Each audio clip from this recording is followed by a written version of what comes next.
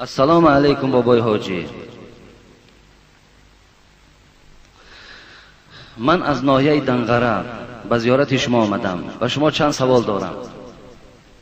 آیا گندم نو را بریان کردن گناه است یا گندم کهنه را؟ این گپا باید دیگر اینا سفسطه همش افسانه. گندم نو کهنه بریان کرده همش برای بنده مؤمن، همه برای فرزند آدم است. بریان کرده خوردن بگی دعا که خدا صاحب گندم کنه، دیگه گندم کهنه نوای فرق نداره. خب ما در کارخانه دولتی کار میکردیم، از سببی که به ما معاشمان را نمیدادن ما دست به دزدی میزدیم. آیا ما در این گناهگار هستیم؟ زیرا که تا حال حق ما در کارخانه از 1000 تا 5000 باقی است و گرفتن نمیتوانیم. و رئیس کارخانه امسال حاجی شده آمد. ان شاء الله اگه حاجی شده باشد پول شما را اولا برمیگرداند. دویم اینکه اگر معاش هم که ندهند دزدی در کجایی که نباشد دزدی هست. حتی که اگر از شما آدمای بیدین و بیدیانت هم که دزدی کنین دزدی است. برای همین برادرای عزیز در کدام کارخانه کار میکنین دزدی نکنین هیچ وقت، اگرچه معاش هم که برای شما ندهند. دزدی گناه هست برادرای عزیز. خب ایشان ها از ملاها چی برتری دارند و در دعاخانه با کدام از اینها پشت گذشته اشان یاری میدهد؟ خلاصه شفا از کجاست؟ این برادر ما هم خیلی برادر ساده. اگه مسلمان همه وقت ساده می شود، مسلمان زیرک نیست. راستی بار نه ملا را پشتش فایده می کند نه ایشانه، نه با پشت ما نازیم و نه با پشت هامان افتخار داشته باشیم.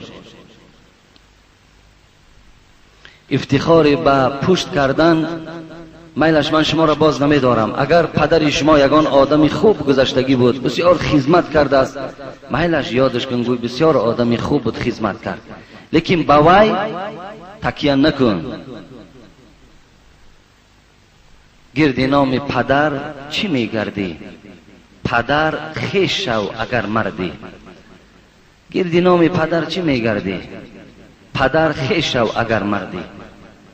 پدر لایق تعریف و ستایش است، میلش مثل پدر چو، لیکن با او تکیه نکن که وای در قیامت از تو پشتیبانی کند و او تو را شفا بخشد و او برای تو کمک کند. این در برادر عزیز تکیه نکن. افسوس امروز بسیار برادرای ما و شما ذاتی که لایق تکیه هست، ذاتی که لایق حمد است، اون ذات فراموش کردیم و تکیه بر انسان میکنیم، کمک از آدم میطلبیم. بسیار بسیار نادرسته. دادرای عزیز، من چندین موعظه ها را تاکید کردم، یگانه تکیه بر خدا کنید، از خدا کمک طلب کنید. دادرای عزیز، من برای شما ببین حضرت موسی را مثال آورم. حضرت موسی زمانی که پیغمبر بود فرعون پادشاه بود. فرعون دعوای خدایی داشت. الله به این بنده ناسپاس خیلی مهلت دراز داد تا زمانی که انا ربکم الاعلا گفت، من خدای بزرگ هستم گفت. تا همین زمان الله این ناکسه مهلت داد، شاید که روز از روزها به سوی الله بازگردد، لیکن نگشت. وقتی این سخن گفت الله در خشم شد، در غضب شد. حضرت موسی را فریاد زد، گفت اذهبا الی فرعون انه طغى. سوره طه آیات های 41 42 43 همچنان است. اذهبا الی فرعون انه طغى فقول له قولا لینا لعله یتذکر او یخشی. خداوند به موسی امر کرد، ای موسی برادرت هارون بگیر به قصر فرعون برو، فقول له قولا لینا. این عبرت برای واعظا است. وقتی که با فرعون روبرو میشوی ویا دشنام نده، ویا ناکس و بدبخت نگو، بلکه با او با سخن نرم صحبت کن، با سخن نرم درشت معامله نکن. ولی بسیار پیشواهای ما در موعظه هامان بعد سخنهای درشت استفاده میبریم، سخنهای قبیح استفاده میبریم که این اسلام رخصت نمیدهد. با موسی که دعوای خدایی کرد، ملایم رفتار کن، با سخنهای نرم و یا به سوی الله دعوت کن که تو بنده خدا هستی، تو خدا نیستی. حضرت موسی چی گفت؟ ببین، قالا اننا نخاف ان یفرط علینا او ان یطغى. حضرت موسی چی میگوید؟ پروردگارا پیش فرعون رو گفت بله پیش فرعون برو. گفت پروردگارا من میترسم اینکه مبادای فرعون بالای من قهر و غضب نکند، میترسم. الله چی گفت؟ اکو یاری رسانه ببینین، کمک رسانه ببینین. اگر حضرت موسی با پدر و با برادر و با همون خیش و قومیتش تکیه میکرد، به خدا قسم فرعون تیکه تیکش میکرد. لیکن الله چی گفت؟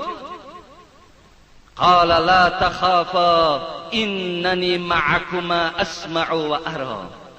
موسی گفت رو گفت و پیش این جاهل آزاد گفت، پاسباناش نپرس، راست به داخل قصرش درا گفت، ناترسیده گفت اننی اسمع و ارا، من که پروردگار تو هستم رفتن تو را به قصر میبینم و صحبت تو را گوش میکنم، من همراه تو هستم، نترس.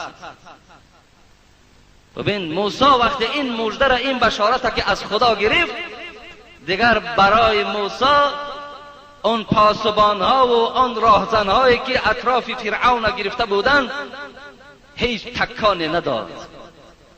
ببین وقتی که موسی نزد فرعون در آمد، بشارت پروردگار الله در نظارت این مجلس قرار دادگی است، الله نگاه دارد. فرعون چی میگوید؟ فرعون رد کرد، فرعون قبول نکرد.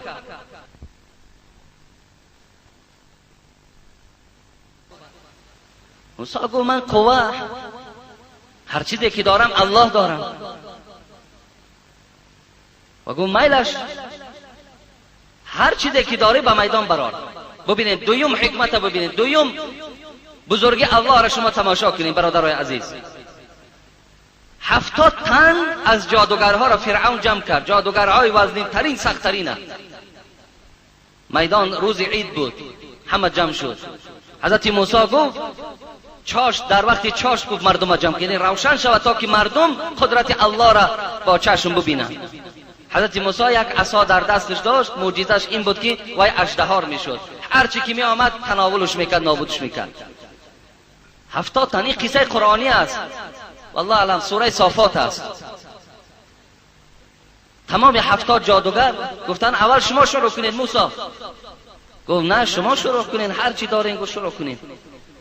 بعد جادوگرها ریسمانها داشتن، عصا داشتن، چوب داشتن، سر دادن در میدان. وقتی که سر دادن همگی اون اژدها رو مار شد، هجوم به سوی حضرت موسی کردند. حضرت موسی را مفسرای قرآن در قرآن میگویند که وجودش ترس فرا گرفت، ترسید. لیکن الله چی گفت؟ لا تخف انک انت الاعلی. ای موسی نترس، تو بالای اینها غالب میآیید، بی پروا باش، عصا تا سر گفت. وقتی عصا را حضرت موسی سر داد، همگی ریسمان و آن چیزی که در همون میدان بود همش نابود کرد، تناول کرد. ببین کی کمک کرد؟ الله کمک کرد. الله اگر با این پشت اگر ارواحش و باباش بیچاره تکیه میکرد، باور کن خدا دانا بود که اونجا چی حادثه رخ میداد. حضرت ابراهیم علیه السلام، نمرود دعوای خدایی کرد، آتش افروخت. میدان عراق در عراق مفسرای قرآن میگن عراقی که امروز بیچاره‌های مسلمان سرسان و سرگردانند، عذاب دارن، مشقت دارن. خدا همه آن دهشت و وحشت از ملک اونها برداشته گرداند. روز آسوده و روز خوش خدا برای مسلمانای عراق هم نصیب گرداند و هر کسی که برای مسلمان چاه میکند در پیش او میخواهد که در عذاب مسلمان روبرو شود، خدای در چاه کندگیشان خودشان خدایا داخل گرداند. آتش کلان افروختند، آنچنان کلان بود که پرنده ها در آسمان دیگر پرواز کردن نمیتوانستند. ابراهیم آوردند، باید در آتش پرتایند، لب لوچش کردند. نمرود میگه وقتی که زینت ابراهیم، زیبایی ابراهیم دید، گفت ابراهیم اینقدر زیبا هستی تو، چی می شود که تو از همین دعوای خودت گردی و مرا خدا گویی تا که من تو را در آتش نپرتام؟ حضرت ابراهیم گفت زر خالص هیچ وقت در آتش نمی سوزد. قصه کوتاه، حضرت ابراهیم در صندوق انداختند، اکنون حواله میکنند باید که در بین آتش زند.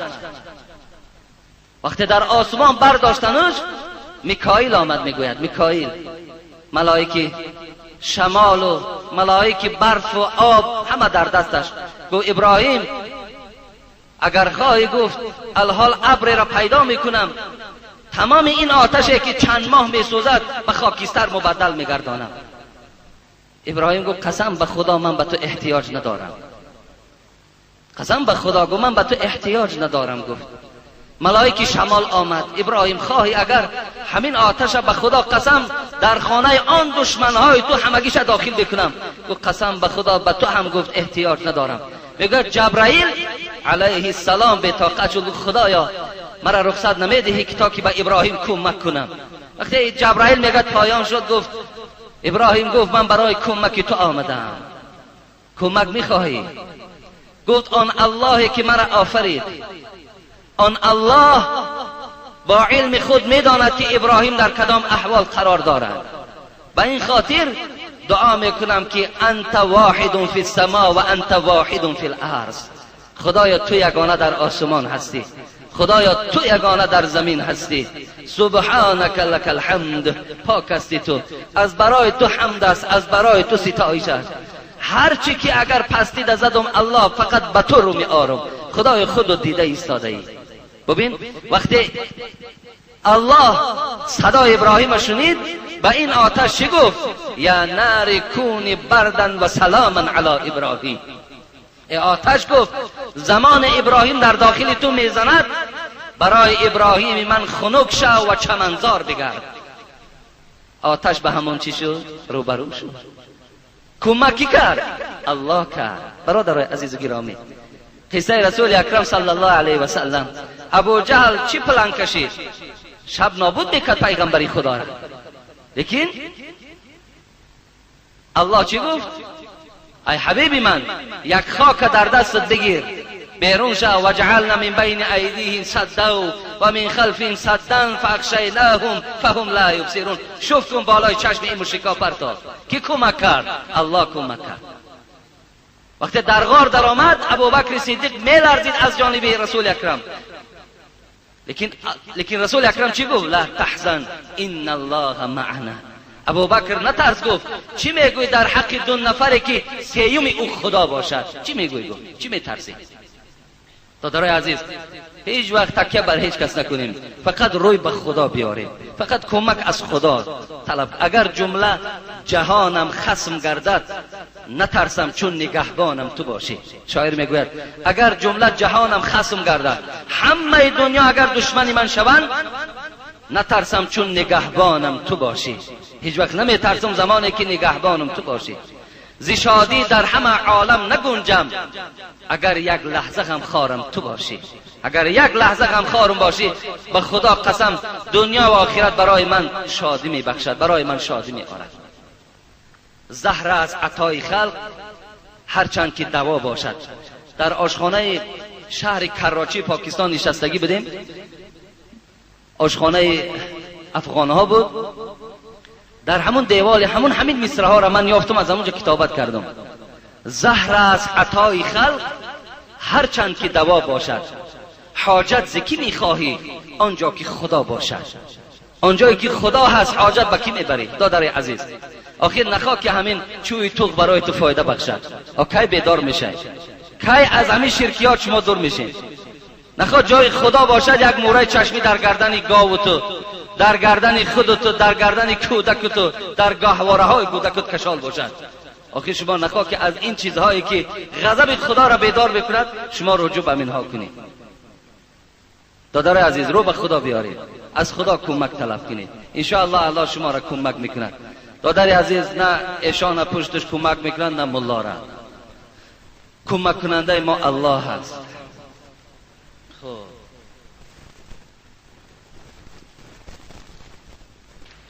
سلام داملای محترم، یک سوال داریم.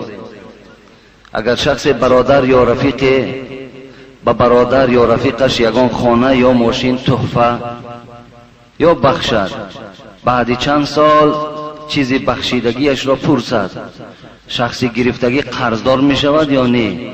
در حالی که شخصی گرفتگی چی دادن همان مبلغ یا خانه را ندارد. البته اینجا یگان جای قرض نیست. اگر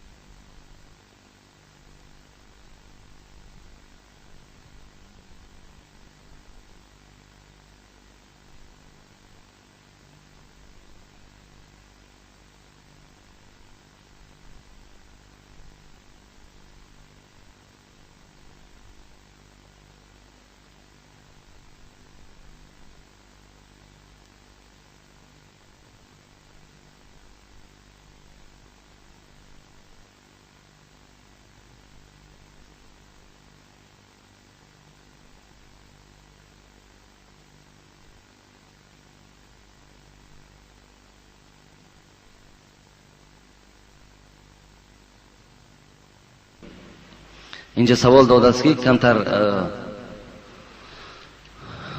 متنش نادرست نویسانده است. مقصد معنیش این است که اگر در خانه های ما و شما اگر کفتر میگوییم پرنده، اگر خانه سازد پس میگویند این خاصیت بد دارد. آیا همین صحیح است یا نه؟ نه، بلکه صحیح نیست، پرنده است. هر پرنده ای که اگر در خاندان ما و شما لانه می سازد، بچه می کند، تخم می گذارد، این یگان خاصیتی بد ندارد. هر چی که هست برادرای عزیز، خاصیتی بد و خاصیتی نیک، اینا از جانب خدا هستند و هیچ پرنده وابستگی ندارند. حتی مردم ما از خوردن گوشت کفترم خواهان نیستند و بسیار این بد می شمارن، حالان که وی هم حلال کرده خدا هست. شما می توانید که گوشت کفتر را با طریق اولا خوردن گیرین، یگان ضرر زیانی نداره، وی پرنده است. چگونه ای که کوگ حلال است، چگونه ای که گنجشک حلال است، خب چگونه ای که قمری حلال است، در برابر کفتر هم از جمله همین پرنده ها هست. برای همین هیچ باکی ندارد. شما می توانید هم تناول کنید، هم در خاندان شما اگر لانه هم که گذارن، یگان خاصیتی بد ندارد. السلام علیکم و رحمت الله و برکاته. سوال از ناحیه دنقره. بابای حاجی مرزا، به قامت نماز فرضی را سهوا خواندن ممکن است؟ بله ممکن است. اگر آدمی در شهر زندگی دارد، به اذان و به قامت نماز هم که خواند، نمازش درست می شود. این شما می توانید که در شرح الوقایه در کتاب صلات دریافت کنید. سیگارت حلال است، چون که ما برادر را می گوییم حرام می گوییم، وی می گوید دلیل ندارید. دلیل چرا ندارید؟ سیگارت حرام است، ناس حرام است. دلیل صدها دلیل وجود دارد. بایلش داداری تو دلیل نیفته از من صدها دلیل برای تو میابم. الله در قرآن نگفته است که وینا حرام است. در قرآن نگفته است کنیاک حرام است. در قرآن نگفته است گیرین حرام است، ککین حرام است. نگفته است. این گونه نامه ها در قرآن وجود ندارد. بلکه الله در قرآن میگوید انما الخمر. ببین خمر حرام. 4 حرف خمر. در زیر کلمه خمر چی داخل می شود؟ ما خامر العقل. هر چیزی که با عقل مبارزه میبرد همش خمر است. چی گیرین باشد، چی ککین باشد، چی نوشاکیش باشد، چی دودیش باشد، هر چی که باشد عقل زائل میکند، عقل دور میکند، آدم از عقل بیگانه میکند، در کلمه خمر داخل میشود. پس در قرآن لازم نبود که سیگارت، ناس ذکر شود. بس که آن چیزی که به نفس تو ضرر دارد و آن چیزی که به رفتن پولی تو ضرر دارد و حرام است. حبیب خدا کفا بالمرء اثما ان یضیع من یقود میگوید از روی گناه برای شما ای بندگان خدا آنقدر بس است که اگر 1 سامانی تو در خریدن سیگارت یا ناس صرف شود، 1 سامانی. این حق فرزندای توست. خدا در قرآن میگوید که شما بر نفسهای خود ضرر نیارید، با دست خود نفسهای خود قتل نکنید. ما با دست خود ما قتل نمیکنیم. آیا در همون قطعه که همون سیگارت چی نویسانده شده است؟ خطرناک است برای حیات شما. همون بس نیست برای ما. همین بس است. برای حیات خطرناک است. دلیلش برای تو برای آدم همون کلمه روسیه که در قطعه خود سیگارت نویسانده شده است. همون دلیل است خودش. برای همین برادر عزیز گرامی این حرام است. اگر کسی که میکشد در حرام کرده خدا چنگ زده است. اگر طهارت داشته باشد طهارتش میشکند. بازم این پیشگاه خدا در مسئول و گناهگار است. دلیل حبیب خدا سیر حرام است؟ نه حرام نیست. چیسناک میگه ما شما حلال است. پیاز حرام است؟ نه حرام نیست، حلال است. لیکن حبیب خدا میگه کسی چیسناک میخورد، کسی پیاز میخورد، فلا یصلین معنا. ببین همراه ما نماز نخواند، در مسجد ما داخل نشود، به خاطر که وای بوی میکند، بد بوی است. شخص سیگارت کشد، ناس کشد، آیا بدن بوی نمیکند؟ دلیل 100 دلیل است به خدا قسم. آدمی که خوف زنا کرده باشد آیا میتواند با دست خودش را آرام کند؟ خب این مسئله هست که بسیاری جوانان سوال میدهند. اگر خوف زنا باشد خدا رحمت کند، بعضی صاحبان کتاب اجازت میدهند که از اویی که انسان به زنا آلوده می شود، به زنا آموخته می شود، با دست خودش را تسکین دهد. اگر این هم میگوید شرطاش این است که اگر در بین زنها کار میکردگی باشد یا همیشه با زنها هست، هیچ داشتن برای او هیچ قدرت نیست. لیکن شرط دیگرش این است که حبیب خدا یا معشر الشباب من استطاع منکم الباءة فلیتزوج فانه اغض للبصر واحسن للفرج فإن لم يستطع فعليه بالصوم فإنه له وجاء. این روایت بخاری است. ای جوانها اگر قوت دارین زن گیرین، زیرا اینکه زن گرفتن چشمهای شما را از نگاه کردن به زنهای بیگانه من میسازد و شما را از زنا کردن نگه میدارد. و اگر شما قوت زنگیری ندارین شما روزه گیرین تا که شهوتهای شما شکسته شود. این از فتوایی که من برای شما میخواهم.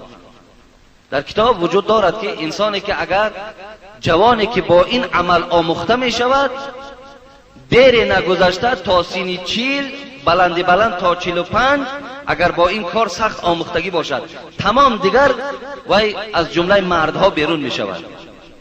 و این بیماری هست که حتی دیگر بزن و قناعت کردن نمیتواند. این کار ناخوب است. خدا رحمت کنه شمس الدین ذهبی 7 طایفه را لعنت کردن. حدیثی از پیغمبر خدا در باب لواطه کتاب کبائرش ده میارد. یک کسش همون شخصی هست که با دست خودش چیکار میکند؟ حرام میگرداند. حکم نردبازی در دین اسلام چیست؟ حرام است یا حلال؟ حرام است. در آخر در حق من دعا کنید خدا شما را عمر دراز و تن صحت دهد. نردبازی حرام است دادر عزیز. السلام علیکم که حاجی مرزا، ما از شما یک خواهش داریم. من و رفیقم جمعه گذشته یک ولوسیپدمان را در همین مسجد گم کردیم. از شما خواهش داریم که اعلام کنید که کسی گرفته باشد برگرداند. التماس خواهش ما را همین جمعه گویید. خیلی شنیدن کسی که اگر با این عمل خیلی نادرست و بدبختانه چنگ زده باشد، البته این حق یک برادر مسلمان برای انسان استفاده بردن او در عبادتش خلل دارد، در زندگیش زلال دارد. پس گردان انشاءالله توبه کن خدا میبخشد. و الا اگر او 50 سوم ایستد یا 100 سوم ایستد، لیکن عذاب آیندهش فکر کن. چند جمعه چندین پای افضال ها هم از بین گم شد. بعضی شخصا اینا را جرته هم میکنن، قصدن هم میکنن برای بدنام کردن مسجد هم. این طریقه شخصان هم وجود دارد. لیکن من برای شما گفته بودم که پای افضالایی که ارزش دارن، قیمت دارن، پیشتان بیارین. در داخل همون یک سلفان اندازین پیشتان ده گذارین. اینش بهتر است. سلام علیکم داملای شیرین سخن، من مخلص اشدی شما می باشم. از شما التماس میکنم و یک درخواست دارم که درباره حضرت یوسف یک جمعه موعظه کنید. ان شاء الله کنین که نوبتش آید. السلام علیکم داملای شیرین سخن حاجی مرزا، از شما احترامانه خواهش میکنم که با این سوال ما با پررگی جواب گردانید. در فصل تابستان هوا خیلی گرم است. بعضی از برادران ما پای افضال‌های به مثل توفلی را پوشیده به مسجد می آیند و در پایهایشان جورابک دارند. البته در آنها میکروب ها پیدا می شود. این میکروب ها به قالین های مسجد می گذرد و باز سر در سجده گذاشته آنها را نفس می گیریم و باعث سر زدن بیماری ها می شود. آیا اجازت هست که ما با خود جای نمازهای مخصوص بیاریم و در روی قالین ها گذاشتن نمازمان را خوانیم؟ بله جایز است دادر عزیز. اگر طبیعت کدام تو طبیعت طاهر باشد، پاکی باشد، بسیار گوییم که طبیعت نازک داریم، خب خوش به حالت. منم جانبدار همین طبیعت هستم که همیشه پاکی و تازگی را طلب کند. با همراهی خودت میتونی بیاری جای نماز، بالای جای نماز در نماز خون با گرفته مثلا جای نماز تا بر. لیکن دادرایی که شما جوراب میپوشین، جوراب پوشیدن نمیتوانی نپوش. با همون جوراب های بویگین و با پای افضال های بویگین مسجد ندارد دادر عزیز. این آزار برادر پهلود میشود، آزار ملائکه میشود. خب داخل مسجد بوی میگیرد، چندین انسان دیگر از این بوی بد نفس میکشند، تو گناهگار میشوی.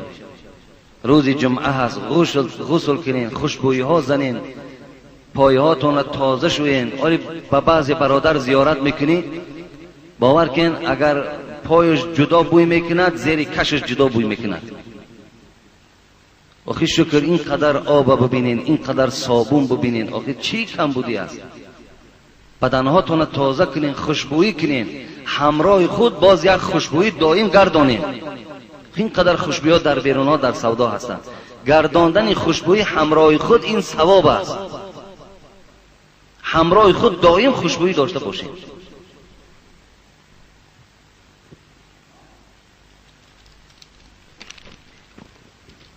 السلام علیکم داملای محترم، از شما احترامانه خواهش میکردم که با یک چند سوال من پاسخ دهید. برای چی در وقت نام پیغمبر شنیدن از جای میخیزند، در وقت نام الله را شنیدن نمیخیزند؟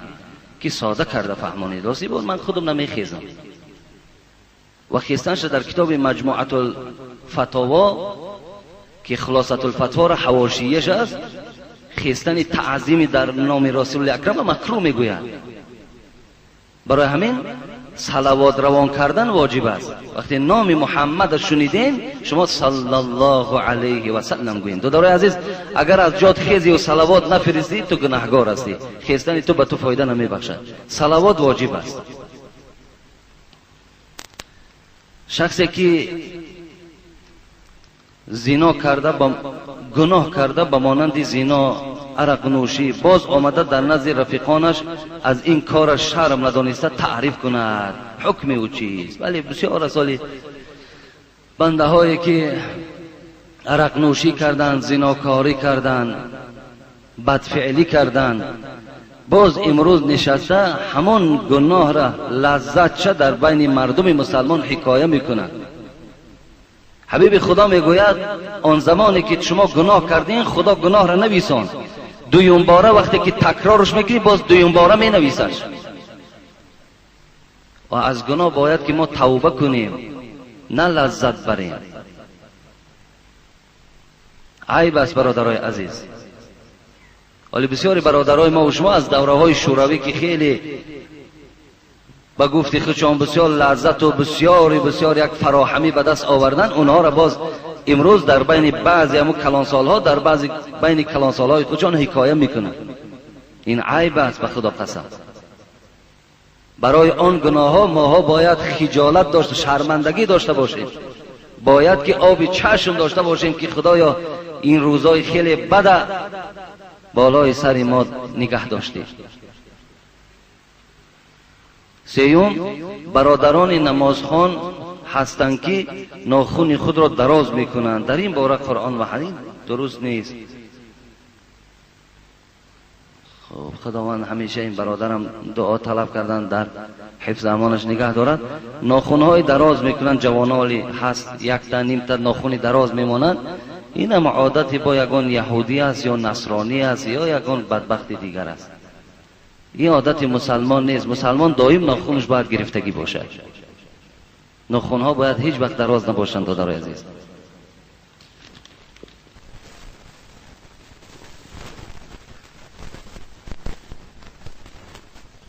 السلام علیکم حاجی مرزا. سوال من تکرار است، از شما خواهش میکنم با این سوال من جواب گویید. پیشوای عزیز، در مسجد ما نماز خفتن را 1 ساعت بعد از نماز شام میخوانند و ما با مؤذن میگوییم چرا 1.5 ساعت نمیایستید؟ مؤذن با ما میگوید که طاقت نداریم، اما از آن را میشنویم لیکن نمیرویم. ولی میخواهیم که شما درباره این سوال ما جواب انیقش را دهید. با احترام، مخلصان دائمی شما از شتل. در حق ما دعا کنید. خدا همه شما را در حفظ امانش نگه دارد. دادر عزیز، عبدالله ابن مسعود من حدیثش گفته بودم که از حبیب خدا پرسید ای العمل احب الی الله، کدام عمل محبوب خداست؟ رسول الله چی گفتن؟ الصلاة علی وقتها، نماز در وقتش خواندن. همین قوم ما 1.5 ساعت بعد شام نماز خفتن میخواند، همش طاقت دارند، هیچ چیشان نشده است الحمدلله که وقتشان خوش نماز میخوانند از پی خانهشان میشود.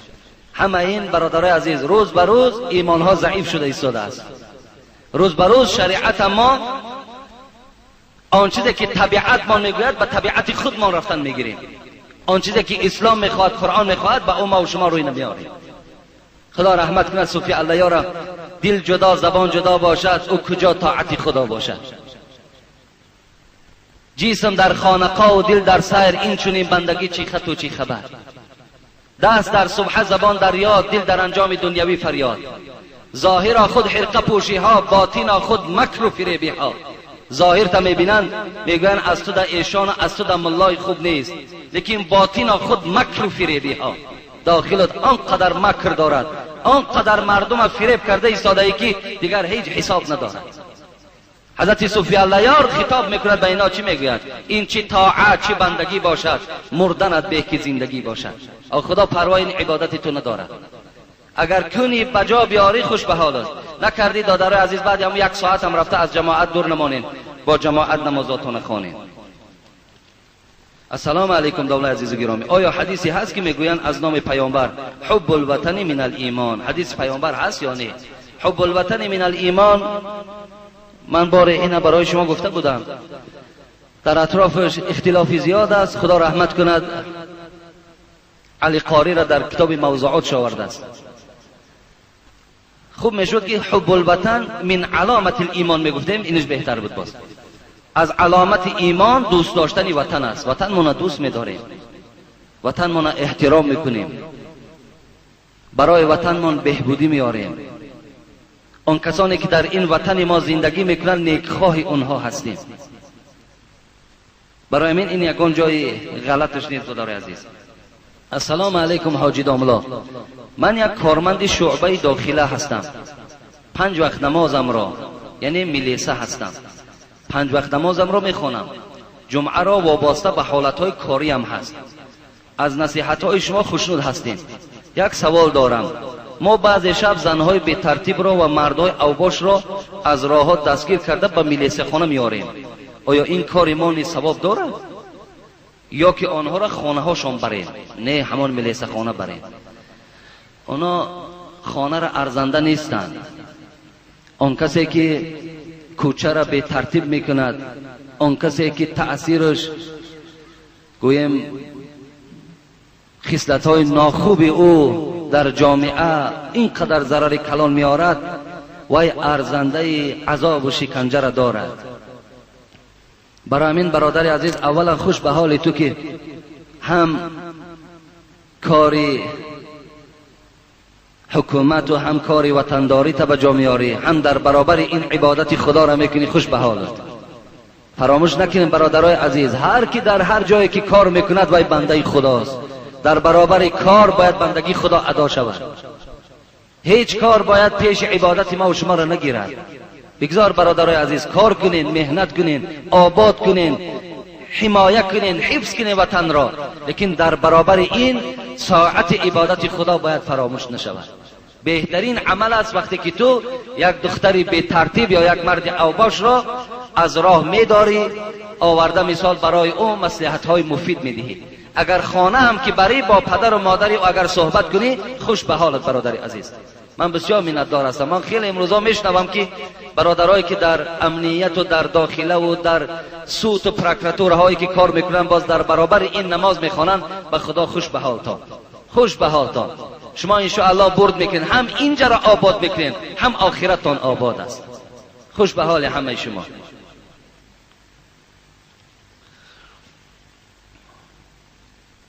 السلام علیکم اکای حاجی میرزا. من یک سوال دارم، خواهش میکنم با سوال من تعجیلا جواب گویید. من در خانه‌مان کاری ساختمانی دارم. یک روز مرا پدرم یک کار فرمود، من باشم با پدرم نگاه کرده گفتم حاضر.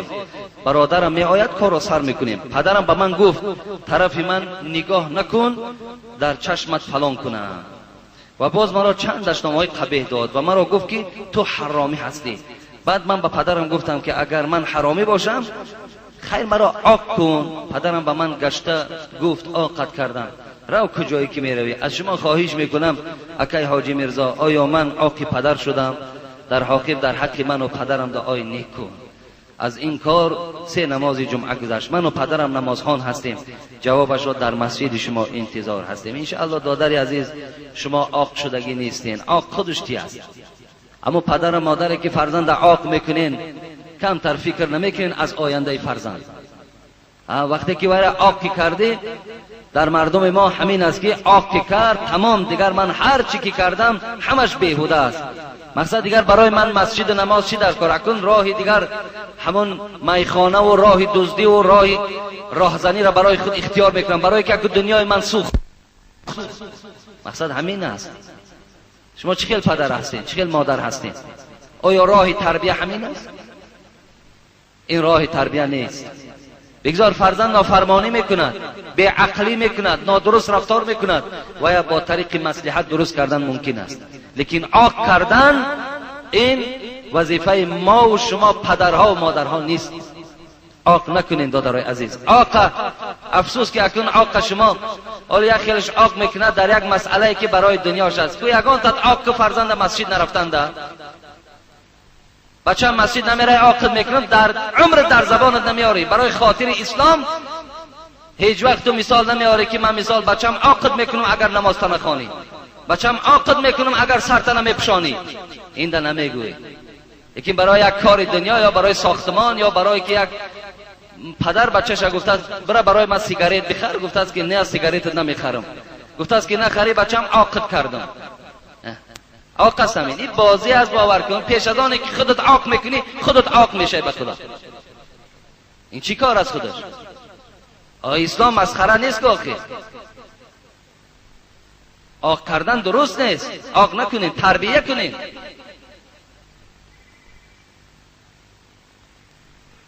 دادر عزیز شما عاق نشدین، انشاءالله توبه کنین به سوی خدا و این پدرم توبه کند، خدا میبخشتون. لیکن دادرای عزیز نسبت پدر و مادر احترامی بلند داشته باشید، بسیار احترامی بلند. السلام علیکم حاجی محترم، یک سوال دارم. من در دیه زندگی میکنم. وقتی که توی شد در خانه ما سرداران دیه مرا مجبور دارن که رقص و بازی تشکیل کن. من آنها را گوش نکردم، من را هر خیل تهدید کردند. من پند و نصیحت هم در توی نکردم، لیکن آنها را دعوت کردم نه آمدند. الحال ملال هستند، چیکار کنم؟ از آنها عذرخواهی کنم یا نکنم؟ سلمانی ساده، آدمی که به ضد دین تو مبارزه میبره، مرا وجدانم آزاده، توی دارم هر خیلی خواهم توی ما میگذرانم. برای ما سردار دیه حکم کردن نمیتواند که تو توی ده برقص و بازی کن. رقص میکنی، بازی میکنی، هندو میاری، امریکایی میاری، خانه خودت حکمرانی، خانه من خودم حکمرانم. تو چیکار داری به من؟ چه حق داری تو؟ بچه من از دختری من است، به خیلی حالتهای وزین تربیهشان کردم، هر خیلی خواهم هم خیلی جوابش میدم. همین خیلی آزادی خدا برای ما و شما موفق کرده است، داد است. تا جایی که کمک کنیم، تا جایی که مثال ما و شما مردم از راههای نادرست برگردانیم، برعکس تشویق میکنیم. نه گناهگار میشین دوستان. او گناهگار است، پیش او کجا میروی تو؟ سلام علیکم اکای حاجی میرزا، با این سوال من جواب گوید. آدم قهری است، نماز میخواند، نماز او قبول میشود یا نه؟ نمازش قبول میشود لیکن اجر پاداش ندارد. آدمی که با یک برادرش قهری میکنه، با اینا به نزدیکی ماه رمضان میآید، خداوند هم گناه همه انسان هم میبخشد مگر شخصانی که بین یکدیگر قهری داشته باشد. برای همین قهری نکنید دادرای عزیز. در مسئله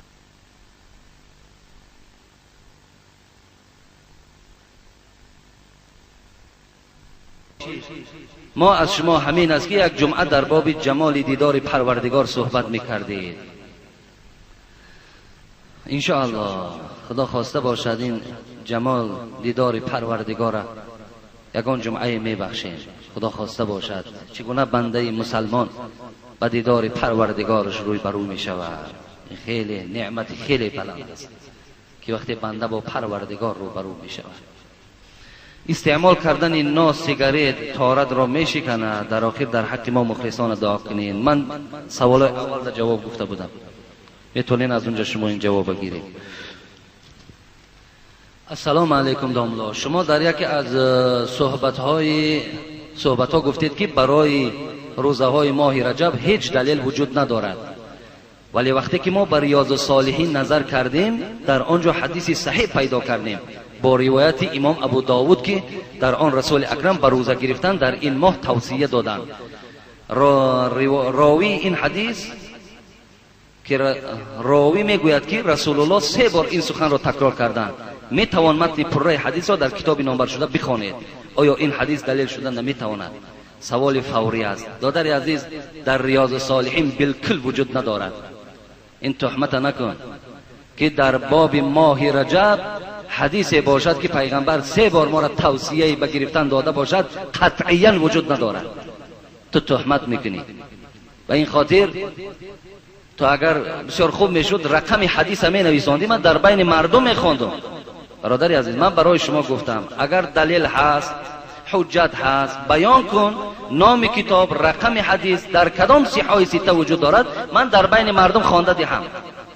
تا حال من از قولم بر نمیگردم. من گفتم ماه رجب دلیل ندارد، تمام دیگر. داری دلیل، حجت داری، رقم کتابش معین کن، والله که در بین مردم میخوانم. لیکن نداری برادر عزیز. و این حدیث بالکل وجود ندارد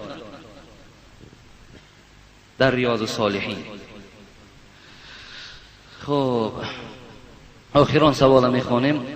حضرت التماس مسجد زیر را نصیحت کنید تا خاموش گوش کنند. مراد از اهل نمازگزاران تهخانه است. خدا حافظ شما. برادرایی که در تهخانه میخوانند از اونجا البته کمی گپزنی ها کردن، در حالت صحبت سخنرانی نکنید دادر عزیز، با دقت گوش اندازین. به خدا هر چی میگم برای فایده شما میگویم، هر چی میگویم والله که از سوز دل میگویم، هر چی میگویم برای بهبودی میگویم. و الا من نمیتونم مثل دیگر بعضی شخصیت ها خاموشی را برای خود اختیار کنیم، چیزی نگویم، لیکن این برای خود جنایت میشمارم، بلکه به سمع شما میرسانم هر چیزی که حقیقتش است. میدانم حقیقت تلخ است، بسیاری کسا را نمیفارد، لیکن چیکار کنیم که ما مسئولیم، مسئولیت دارم. فردا از این ما را الله میپرسد. میکروفون دادیم، مسجد دادیم، معرکه های مردم خوردی، پول مردم گرفتی، آیا سخن حق به گوش مردم رسانیدی یا نرسانیدی؟ آیا این سله و کله و این جیلک و این منصب و این محراب برای چی استفاده بردی؟ برای راحت و یا برای بهبودی دین اسلام؟ برای چی استفاده بردی؟ والله که این سوال از پیشواها در روز قیامت میشه. و این خاطر هر چیزی که میگویم گوش اندازید، حقیقت دارد برادرای عزیز، هیچ کدامش سخن خودم نیست. هر چی میگویم در زیرش برای شما آیت قرآن، حدیث رسول اکرم حتمی وجود دارد.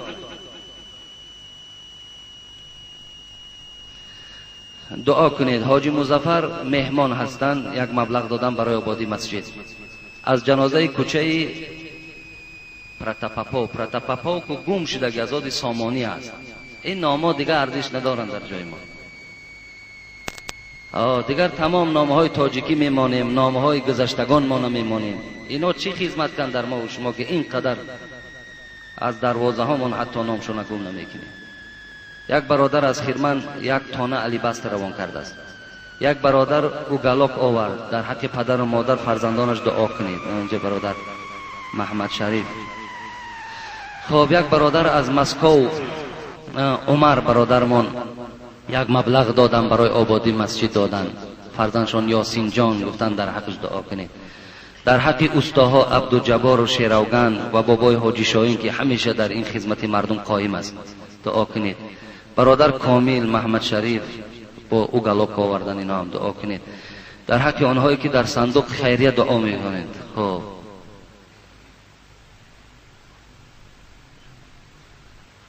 خب در حق آنهایی که در صندوق خیریه صدقه میکنند دعا کنید. برادرایی که در صندوق خیریه کمک میکنند، رحمت کلام برای کمکاتون، برای دستگیریتان. انشاءالله آبادی مسجد آبادی دین ما و شماست، پیشرفت ما و شماست، آبادی شهر ما و شماست. البته فایده های خیلی زیاد برای ما و شما دارد. دعا کنیم که خدای مهربان اولا از این مکافات و اجر این روز جمعه همه ما و شما را برخوردار گرداند و محبت این عبادت خداوند در دل همه ما و شما جایگیر بگرداند. و اون برادرانی که خیر و احسان کردند، هر آرزوهایی که در دل دارند خدایا با فضل و کرم خودت برآورده بگردانی. اللهم اعین علی ذکرک و شکرک و حسن عبادتک. آمین یا رب العالمین. برادرایی که در بیرون هستین، از شما خواهش داخل خالی است. اگر در این داخل شما نماز نخوانین و این پراکنده در هر اطراف رفته جدا جدا از صفها خوانین، این حالت در نماز شما نماز نیست. اون قدر وقت نیست. اما من درازی بدم نمیخوانم، همگی همین 10-15 دقیقه است. برای همین برادرای عزیز داخل دراین، همون امارت نیم تیاری که هست در همون جا رفته نمازاتون نخوانین. هر جا پراکنده میخوانین نمازتون نماز نمیشود. خب مرحمت از اون بین.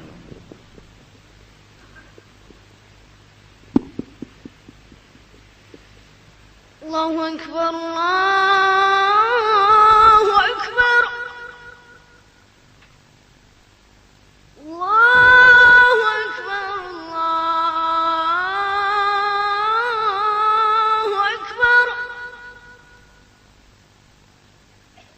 أشهد أن لا إله إلا الله.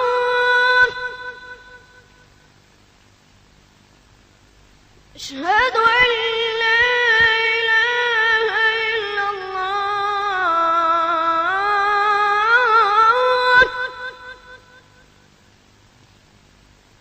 أشهد أن محمدا رسول الله.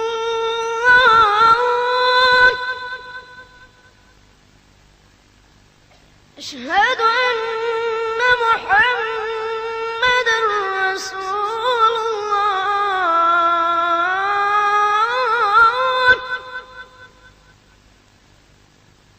حي على الصلاة.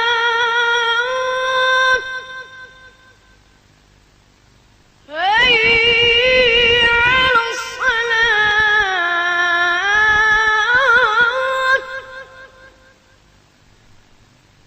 حي على الفلاح.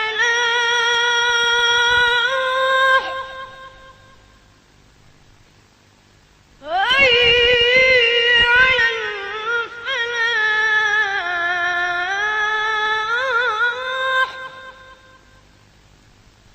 الله أكبر الله أكبر. لا إله إلا الله. اللهم رب هذه الدعوة التامة والصلاة القائمة آت محمدا الوسيلة والفضيلة والدرجة الرفيعة وابعثه مقاما محمودا الذي وعدته وارزقنا شفاعته يوم القيامة إنك لا تخلف الميعاد. آمين.